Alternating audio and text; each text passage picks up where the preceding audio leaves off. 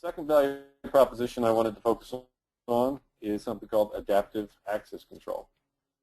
What is adaptive access control? Well, typically, as this slide is showing, you have users on the left accessing applications on the right, and over the many years, static and kind of rule-based access or role-based access decisions have been defined where a particular user is authenticated, and then the user isn't allowed to access the application based on a rule or a role. Well, nowadays, clients are looking for more, right?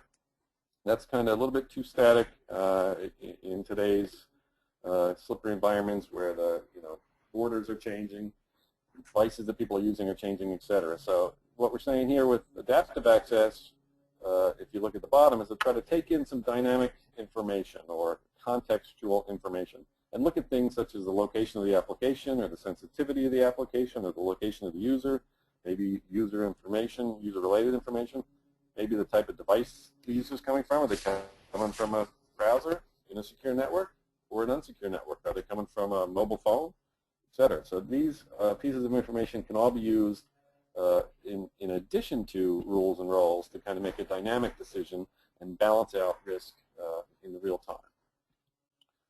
So what are the business benefits of adaptive access control? Well, again, you want to offer the right balance between ease of use and security. Well, if you're able to make different decisions based on somebody coming in from a mobile phone versus a browser, et cetera, this gives you the capability to do that. You want to adapt the system based on context. So again, it could be authentication requirements or authorizations.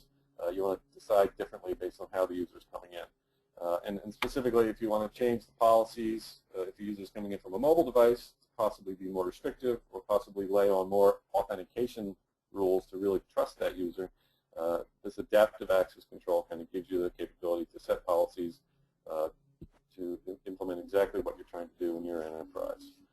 The goal is to do it without impact on the apps. So again, if you can centralize it and reuse it, much better, save some money. And we'll see how the business policy changes can be set via a nice GUI workflow interface later. And lastly, the layered security model, something very big with FFIEC and other regulatory bodies, where you need to, perhaps put different layers in and have defense in depth. And again, adaptive access control allows you to do layers and also do layers only when you need them as opposed to layering everybody.